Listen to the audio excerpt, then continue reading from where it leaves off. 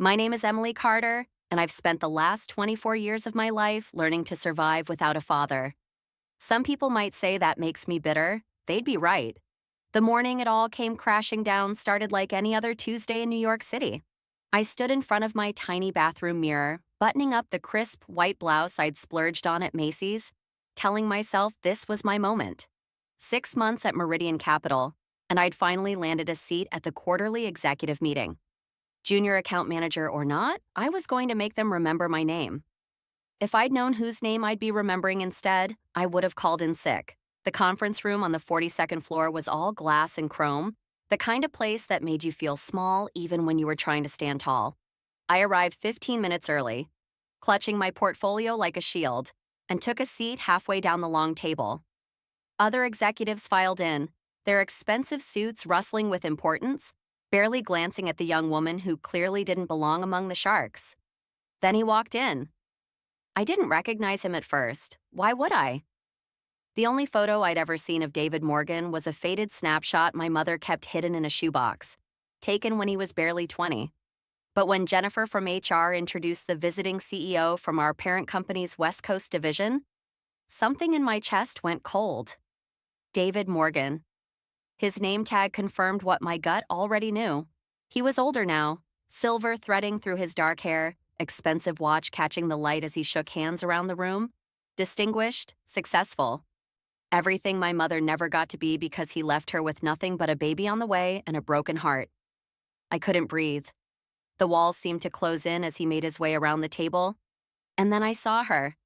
The woman who followed him like a shadow, her hand possessively on his arm. Vanessa Reed. I'd heard her name whispered like a curse my entire childhood. She was exactly what I expected. Elegant in the way only money can buy, with perfectly highlighted hair and diamonds that probably cost more than my mother's funeral. Her eyes swept over me with the disinterest of someone who's never had to worry about anything more serious than which charity gala to attend.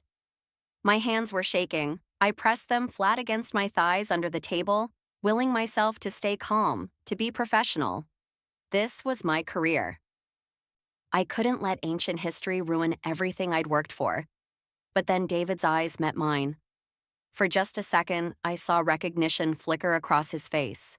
Confusion, then something that might have been shock. He opened his mouth as if to speak, then closed it again. Vanessa noticed his hesitation and followed his gaze to me, her perfectly penciled eyebrows drawing together in a slight frown. The meeting was torture. I barely heard a word about market projections or quarterly earnings. All I could focus on was the man sitting at the head of the table, the father who'd chosen wealth and comfort over his own child. Every time he spoke, his voice was like nails on a chalkboard, dredging up memories I'd spent years trying to bury. My mother's hands, rough and calloused from years of working double shifts at the diner. The eviction notices she tried to hide from me. The way she'd coughed through the night during that last winter, too proud to see a doctor until it was too late. Lung cancer, they said. But I knew the truth. She'd died from exhaustion, from carrying a burden meant for two people all alone. When the meeting finally ended, I gathered my things quickly, desperate to escape, but David was faster. "Excuse me, Miss Carter?" His voice stopped me at the door. I turned slowly, forcing myself to meet his eyes. Up close, I could see the resemblance. We had the same sharp jawline, the same shade of green in our eyes. It made me sick. "Yes, Mr. Morgan," he faltered, clearly not expecting the ice in my voice. Vanessa appeared at his side, her arm linking through his with practiced ease. "I noticed your name on the roster," he began carefully. "Carter. That's not a particularly common name in my experience. I was wondering if perhaps we might have a mutual connection." I smiled, and I knew it didn't reach my eyes. "I can't imagine what connection we'd have, Mr. Morgan. I'm from a very small town in the Midwest. I doubt our circles have ever overlapped." Vanessa relaxed visibly, but David's face remained troubled. He knew. On some level, he absolutely knew who I was. "Well, if you'll excuse me," I said, turning away before either of them could respond. I made it to the bathroom before the tears came. Angry tears. Bitter tears. The kind that burned on the way down. I'd prepared myself for a lot of things in New York City. Seeing the man who abandoned my mother was not one of them. The rumors started by Thursday. I first heard them in the break room. Two women from accounting speaking in hushed tones that got quieter when I walked in. By Friday, the whispers had spread throughout the entire floor. Someone had done their homework, connecting the dots between David Morgan's past and the young woman who shared his distinctive eyes and stubborn chin. The CEO had an illegitimate daughter. The scandal was too delicious not to share. I kept my head down and did my work, ignoring the curious stares and the sudden silence that fell whenever I entered a room. But Vanessa noticed. Of course she did. A woman who'd spent decades securing her position wouldn't miss a threat like me. She cornered me in the elevator on Monday morning. "Miss Carter." Her voice was sweet as poison. "I think we should have a conversation. Woman to woman." "I have nothing to say to you, Mrs. Reed." "It's Morgan. Actually, I've been Mrs. Morgan for 23 years. She smiled, showing perfect white teeth. "I understand you might have certain ideas about your position here, perhaps expectations regarding family connections or inheritance. I want to make it very clear that David's estate is protected by ironclad legal agreements. Whatever fantasies you've been entertaining, I suggest you abandon them now." The elevator doors opened, and I stepped out without looking back. I don't want his money. I never have. It was the truth, but I don't think she believed me. David started appearing at my office door. Brief visits, always with some excuse. He needed a file from my department. He was just passing through. Each time he'd linger, trying to start a conversation that I refused to have. "Emily," he said one afternoon, using my first name for the first time.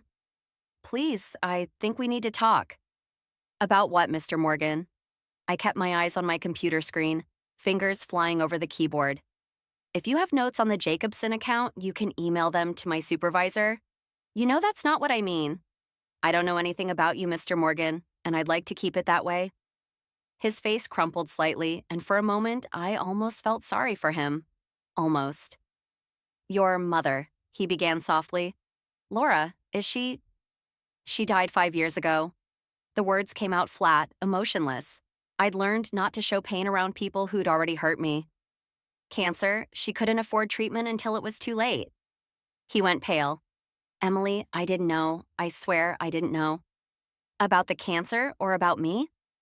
I finally looked up at him, letting him see the years of anger and resentment burning in my eyes. "Because I'm not sure which ignorance you think excuses what you did." He left without another word, but I could see his hands shaking as he walked away. The call came 2 weeks later from a name I'd almost forgotten. Tracy Evans had been my mother's lawyer, the kind woman who'd helped us navigate the legal maze after Mom died. We'd kept in touch sporadically, birthday cards and occasional emails. But hearing her voice on my work phone sent a chill down my spine. "Emily, sweetheart, I need you to come to my office. Today, if possible. There are things you need to know."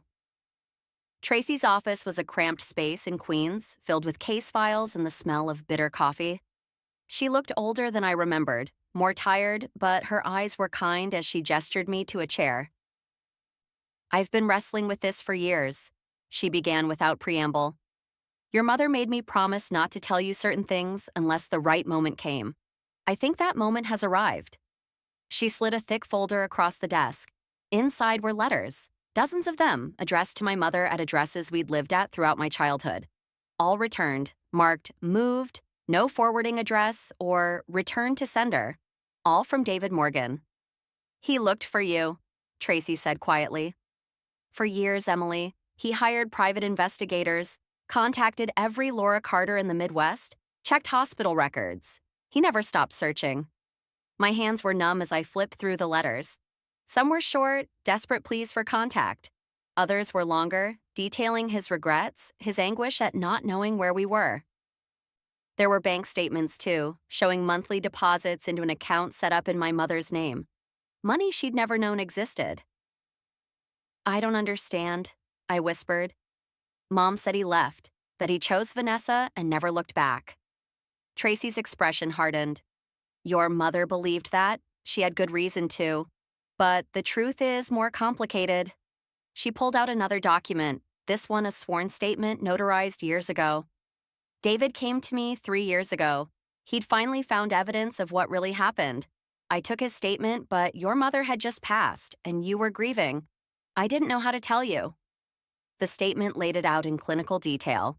Vanessa Reed, then David's girlfriend from a wealthy family, had discovered Laura's pregnancy through a mutual friend. She'd panicked, seeing her carefully planned future crumbling. So she'd lied. She told David that Laura had been cheating, that the baby wasn't his. She'd shown him fabricated evidence, paid someone to corroborate her story. Young and confused, David had believed her. He'd married Vanessa, thinking he was doing the right thing, never knowing Laura had moved back to her hometown, alone and pregnant. But Vanessa's lies had festered. Years later, David found discrepancies in her story. He'd hired investigators who uncovered the truth. By then, he was trapped in a loveless marriage, but he'd never stopped looking for the daughter he didn't know he had. Why didn't he tell me? I demanded, anger and confusion warring in my chest. He's seen me. He knows who I am. Fear, Tracy said simply. He was terrified you'd think he was making excuses. Terrified that after all these years, the truth would sound like a convenient lie. I left Tracy's office with the folder clutched to my chest, my mind reeling. Everything I'd believed about my father was built on lies. Not his lies, but lies nonetheless. The confrontation happened on a rainy Thursday afternoon. I'd spent 3 days wrestling with what Tracy had told me, reading and rereading those letters until the words blurred together. I'd mourned my mother all over again, angry that she'd died believing she'd been betrayed, that she'd worked herself to death thinking no one cared. But most of all, I was furious with Vanessa. I requested a meeting with David and his wife, citing urgent business regarding company ethics. His assistant, confused but obedient, scheduled it for 4 o'clock in David's temporary office. They were both there when I arrived, David looking nervous, Vanessa radiating annoyance. Miss Carter, I don't appreciate being summoned like some kind of... Save it. I dropped the folder on the desk between them. I know everything. Vanessa went white. David stared at the folder as if it might bite him. I know about the lies, I continued, my voice steady despite the rage burning in my veins. I know how you manipulated him, how you fabricated evidence to make him think my mother was unfaithful. I know how you hid the truth for 24 years. That's absurd, Vanessa sputtered, but her voice lacked conviction. David, are you going to let her speak to me this way? David wasn't looking at her. His eyes were fixed on mine, filled with desperate hope. You know? You know I searched for you? I know you tried. The words came out softer than I intended. I know my mother died thinking you abandoned her, but that wasn't your fault. It was hers. I turned my gaze to Vanessa, who looked like she might be sick. You destroyed 3 lives because you were selfish and scared. My mother worked herself to death. I grew up thinking my father didn't want me, and he spent decades eaten alive by guilt over something he didn't even do. This is ridiculous, Vanessa said, but she was backing toward the door. I won't stand here and be accused. There's more. I pulled out the additional documents Tracy had given me. Your son, Marcus, he's been embezzling from the company for 2 years. Small amounts, carefully hidden, but I had forensic accountants go through everything. He learned from the best, I suppose. His mother, who's been siphoning funds through fake vendor accounts for even longer, David's head snapped up. What? I have proof, bank records, false invoices, everything. I've already submitted it to the board of directors and the SEC. I looked at Vanessa, who'd gone from pale to gray. You wanted to protect your position? Congratulations, you just destroyed it. The fallout was spectacular. Within a week, Vanessa and Marcus were removed from their positions. The corporate investigation uncovered years of financial misconduct, small enough to miss individually, but staggering in total. Legal proceedings began. Assets were frozen. The empire Vanessa had schemed and lied to protect crumbled around her. David filed for divorce immediately. He came to me one evening after work, standing outside my apartment building in the rain. He looked smaller somehow, diminished by the weight of everything that had happened. Emily, he said when I appeared in the doorway, may I speak with you, just for a moment? I let him in, offering coffee I didn't think he'd drink. We sat in my tiny living room, the silence heavy between us. I'm sorry, he finally said. Those words aren't enough. They'll never be enough, but I need you to hear them. I'm sorry I didn't fight harder to find the truth. I'm sorry I believed the lies. I'm sorry your mother died thinking I didn't care. And I'm sorry you grew up without a father. Tears were streaming down his face, this powerful CEO reduced to a broken man seeking forgiveness from his daughter. I know I don't deserve a second chance, he continued, but I'm asking anyway. Not for everything at once, just for the opportunity to try. To be the father I should have been all along. I sat there, looking at this stranger who was also my father, and felt something shift inside me. The anger was still there, probably always would be, but underneath it was something else. Exhaustion, maybe. Or the beginning of understanding. I can't forgive you yet, I said honestly. It's going to take time, maybe a lot of time. I understand. But I'm willing to try. For my mother's sake, if nothing else. She would have wanted me to try. His smile was watery but genuine. She was a better person than I deserved. Yes, I agreed. She was. The months that followed weren't easy. Rebuilding a relationship with someone you've resented your entire life doesn't happen overnight. David and I started small. Coffee once a week, brief phone calls, carefully neutral conversations about work and weather. Slowly, painfully, we began to know each other. He told me about his own childhood, about pressure from Vanessa's family, about mistakes made by a young man too scared to trust his own judgment. I told him about my mother, about the woman she'd been, about the strength it took to raise a child alone. We went to my mother's grave together. David knelt in the grass and apologized to a woman who couldn't hear him anymore, and I cried for all of us, for the family we should have been. My career flourished. Without Vanessa's interference, I rose through the company ranks on my own merit. David made sure everyone knew I wanted no special treatment, that every promotion I earned was mine alone. I appreciated that more than he knew.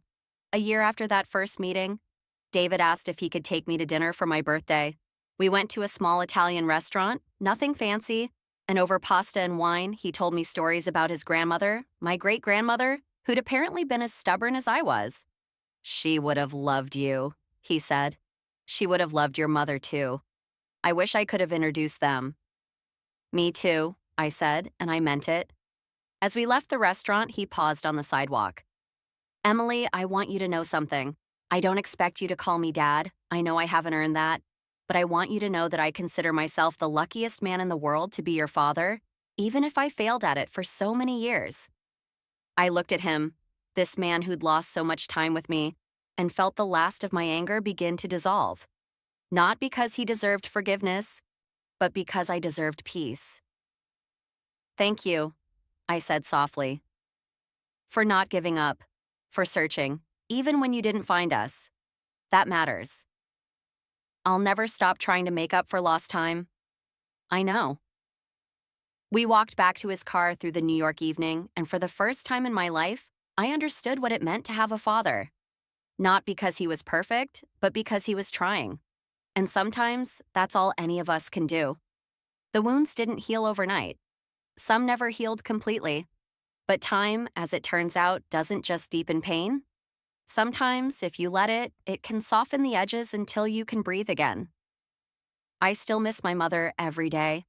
I still wish she'd known the truth, that she'd lived long enough to see David fight for the relationship he'd been denied.